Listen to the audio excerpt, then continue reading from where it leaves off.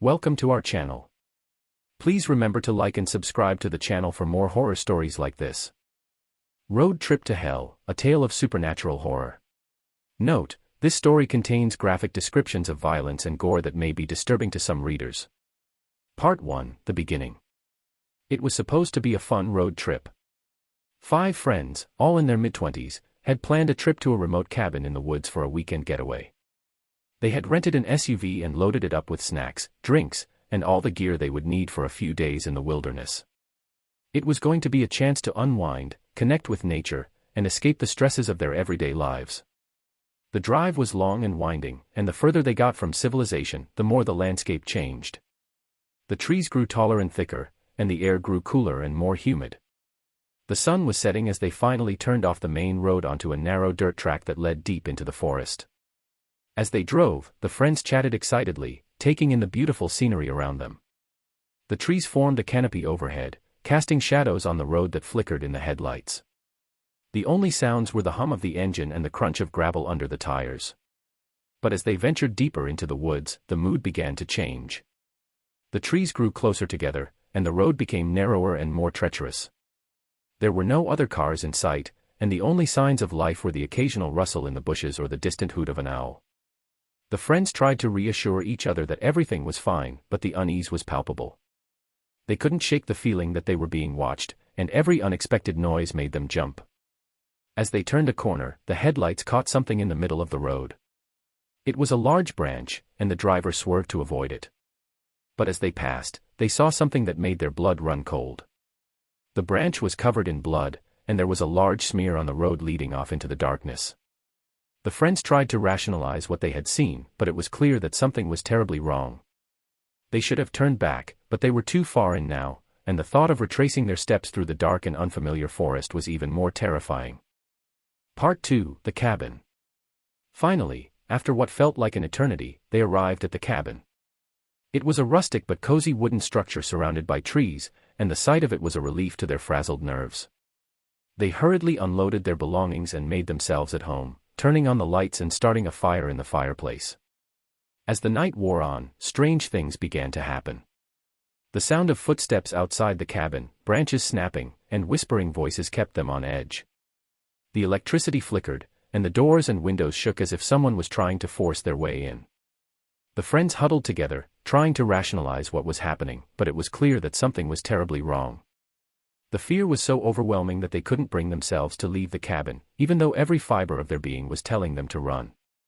Finally, exhausted and on edge, they retreated to their separate bedrooms, each one hoping to find some peace in sleep. Part 3, The Nightmare. But for one of them, sleep was not to be. Rachel lay in her bed, staring at the ceiling, her heart pounding in her chest. She couldn't shake the feeling that something was watching her, and every sound made her jump. As she lay there, paralyzed with fear, she heard a sound that made her blood run cold. It was a soft scraping noise, like something dragging across the floor. She held her breath, listening intently, and then heard it again. Rachel's heart felt like it was about to burst out of her chest. She tried to convince herself that it was just her imagination playing tricks on her, but the sound was too real, too distinct to ignore. She knew she had to investigate. Slowly, she got out of bed, careful not to make any noise.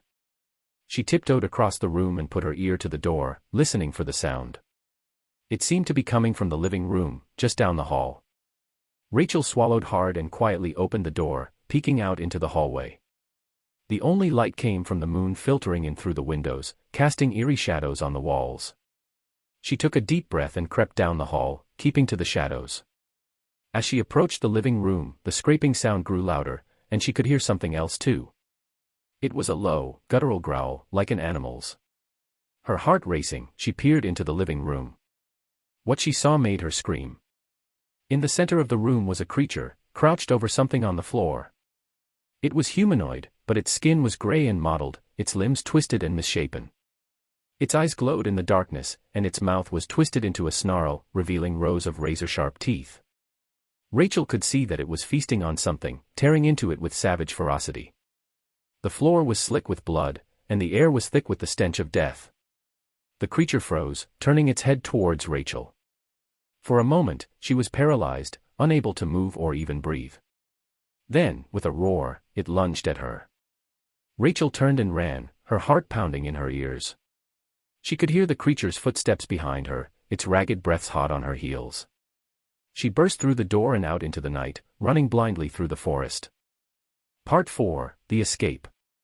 Rachel didn't stop running until she reached the main road, her lungs burning with exertion. She collapsed onto the ground, gasping for air, and looked back towards the cabin. There was no sign of the creature, but she could still hear its growls echoing in the distance. Shaken and terrified, Rachel stumbled down the road, hoping to find help. She didn't have a phone, and the nearest town was miles away, but she couldn't bear the thought of going back to the cabin, of facing that thing again. Eventually, she saw a light in the distance, and she stumbled towards it, her heart racing. It was a gas station, and inside, she found a group of truckers who were just about to head out on a long haul. Rachel told them everything, and they listened with growing horror. They knew the area well, and they knew that there were things in those woods that shouldn't be messed with. But they also knew they had to do something. They gathered their gear and set out towards the cabin, determined to rescue Rachel's friends and put an end to whatever was lurking in those woods. Part 5, The Conclusion. The rescue party arrived at the cabin just before dawn, guns and flashlights at the ready. They found the door hanging off its hinges, and inside, they saw the carnage. The furniture was overturned, the walls were splattered with blood, and there were body parts strewn everywhere. But there was no sign of the creature or Rachel's friends. The truckers searched the surrounding area, but there was no trace of anyone or anything. It was as if they had all vanished into thin air. Rachel was inconsolable. She knew what she had seen, but no one believed her. The authorities were called, and an investigation was launched, but no evidence was found to explain the disappearance. Some people speculated that it was a case of wild animals attacking the group, while others whispered about supernatural forces at play. Rachel knew the truth, though. She had seen the creature with her own eyes, felt its hot breath on her face, and heard its savage growls. She knew that it was still out there, lurking in the shadows, waiting for its next victim. Years passed, and Rachel never forgot what had happened in those woods. She tried to move on with her life, but the memories haunted her every waking moment. She became obsessed with finding out what had happened to her friends, and she spent countless hours researching the legends and folklore of the area. One day, she received a package in the mail. It was from an anonymous sender, and inside was a note that read simply, "I believe you." Attached to the note was a small, worn book. Rachel recognized the title immediately. It was an obscure tome on the supernatural, written by a reclusive author who had disappeared decades ago.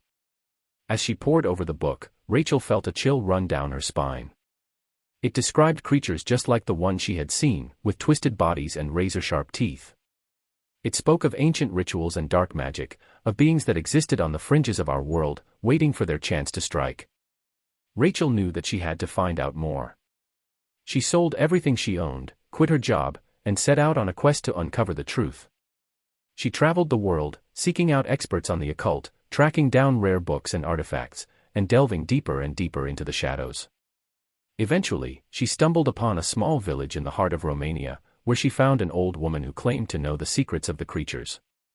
She led Rachel deep into the forest, to a hidden cave where she performed a dark ritual that revealed the truth. Rachel learned that the creature she had encountered was a demon, summoned by an ancient cult that worshipped the dark forces of the universe. They had been performing their vile rituals in secret for centuries, sacrificing innocent victims to their demonic masters. Rachel knew that she had to stop them. With the help of the old woman and a group of like-minded individuals she had gathered along the way, she launched an assault on the cult's stronghold, fighting her way through hordes of cultists and demons to reach the inner sanctum. There, she found the cult's leader, a twisted old man who cackled as he raised a sacrificial knife to her throat. But Rachel was not afraid. She had come too far, sacrificed too much, to let this monster win. With a fierce cry, she fought back, plunging her own knife into the cult leader's chest. As he fell to the ground, gasping his last breath, Rachel felt a weight lift from her shoulders. She had finally found closure, avenged her friends, and stopped the cult from doing any more harm. As she walked out of the cave, the sun rising over the forest, Rachel knew that she would never forget what she had been through. But she also knew that she had found something even more important, a sense of purpose, a reason to keep fighting, and the knowledge that there were still things out there in the darkness, waiting to be uncovered. Rachel returned home, changed but not broken. She had been through hell and back, but she had come out stronger for it. She knew that she would never be able to fully leave behind the memories of what had happened to her and her friends, but she also knew that she had found a way to make sense of it all. In the months and years that followed, Rachel continued to explore the world of the supernatural.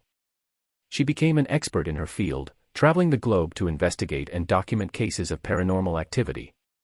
She wrote books, gave lectures, and helped countless people who were struggling with their own encounters with the unknown. Despite everything she had been through, Rachel had found a purpose in life. She had found a way to use her experiences to help others, and to make the world a better, safer place. But there were still nights when she woke up screaming, still moments when she felt the creature's hot breath on her face. She knew that those memories would never truly leave her, that they would always be a part of her. And in a way, she was grateful for that. For without those memories, without the horrors she had experienced, she would not be the person she was today. As she sat alone in her study, surrounded by dusty tomes and artifacts from around the world, Rachel smiled to herself. She knew that there was still so much to discover, so much to uncover, and she was ready for whatever lay ahead. Thank you for listening. We really hope you liked it. Please leave a comment, subscribe and like the video to encourage us to keep going and providing you with more stories.